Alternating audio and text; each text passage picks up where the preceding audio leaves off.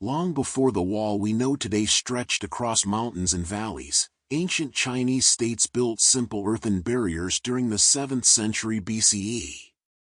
The Chu, Qi, Yan, and Zhao states each developed their own systems, creating a patchwork of fortifications. These early builders worked with rammed earth, compacting soil between wooden frames and layers until it became as hard as stone, using a technique called hengtu that created walls lasting generations. The pivotal moment came in 221 BCE when Emperor Qin Shi Huang unified China and envisioned connecting existing wall segments into one continuous defense.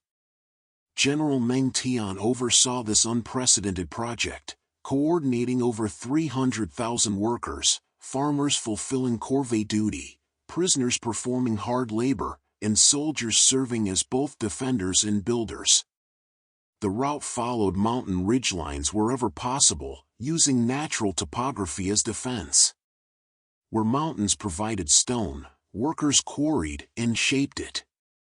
In desert areas, they refined rammed earth techniques, discovering that adding sticky rice flour to mortar created incredibly strong bonds lasting over 2 millennia. The lime-based mortar was made by burning limestone to create quicklime, then mixing it with water and sand. Transporting materials required innovation. Workers carved mountain paths, used oxen and horses to pull carts, and formed human chains passing materials up impossible slopes. Logs served as rollers for massive stones. Foundations reached bedrock when possible, with wooden piles driven deep in softer soils. The wall's dimensions became standardized. Bases measured 6 to 7 meters wide, tops averaged 4 to 5 meters wide, enough for 5 horses abreast, and heights reached 7 to 8 meters.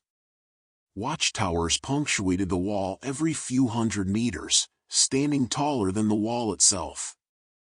Guards burned wolf dung for daytime smoke signals and lit fires at night, with the number indicating threat size.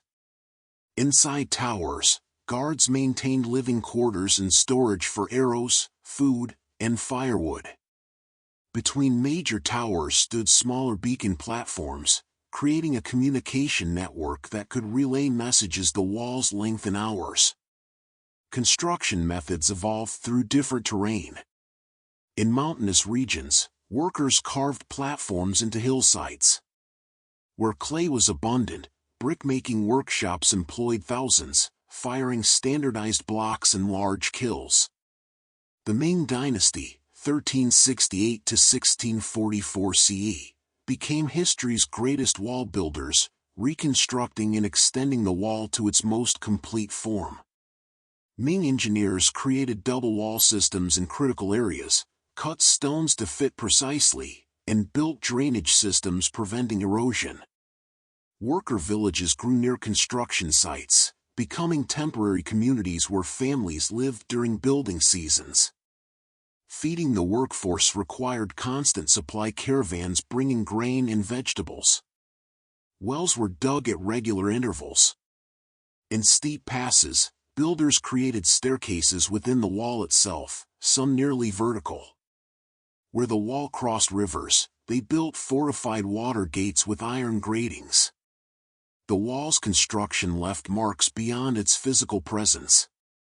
Quarrying reshaped hillsides, forests were harvested, and supply roads became lasting trade routes. Builders inscribed their names on stones and bricks, humble signatures connecting us to individual workers across millennia. Environmental challenges were constant. Earthquakes required rebuilding, flash floods demanded better drainage, and temperature extremes led to improved mortar recipes. Wind erosion in desert sections taught builders to use harder stones on exposed surfaces. Military architecture included crenellations providing cover for defenders and machicolations allowing defenders to drop stones on attackers below. Internal galleries served as protected passageways, storage, and shelter. Gates were architectural marvels with multiple doors creating chambers invaders would fight through one by one. Wooden elements included massive iron-bound gates, interior flooring, roof structures, and scaffolding. Roofing tiles were specially crafted with interlocking upturned edges. Each dynasty added its interpretation. The Han Dynasty extended the wall westward using local materials including reed bundles and tamarisk branches in desert regions. The wall's westernmost sections reached the Gobi Desert near oases, while in the east it met the sea at Sanhedrin, the first pass under heaven. The garrison system created permanent military communities where soldiers married, raised families, and developed agricultural lands, making defensive positions self-sufficient. A sophisticated command structure oversaw the wall, with generals commanding large sections and officers managing individual forts. Bureaucratic systems recorded everything: troop numbers, supplies, signals, and enemy movements. Soldier training was specialized for wall duty, including signal fire operation and fighting in confined tower spaces. The economic impact was enormous. Mining, quarrying, forestry, brickmaking, and metalworking expanded to meet demand. Markets developed along the wall's path, creating commercial networks outlasting the construction itself. Cultural blending occurred in border regions as Chinese and nomadic traditions mixed. Construction techniques developed for the wall influenced later Chinese architecture. Methods for steep terrain work, stable foundations, and earthquake-resistant structures evolved during construction and spread throughout Chinese building. Modern archaeological surveys reveal the wall system exceeded 20,000 kilometers, including all branches and historical iterations. The workforce represented all of society: laborers, engineers, architects, surveyors, accountants, doctors, and cooks, like a mobile city complete with every necessary function. Materials were sourced locally when possible, meaning the wall's composition changes dramatically along its length. Mortar recipes incorporated organic materials like egg whites, rice, and blood, creating unexpectedly strong compounds. Scaffolding was built into the wall itself, with holes left for supporting beams still visible today. Construction pace varied from several meters daily in favorable conditions to mere meters weekly in harsh terrain. The main Qin wall took roughly 10 years to complete its initial form, though additions continued for centuries.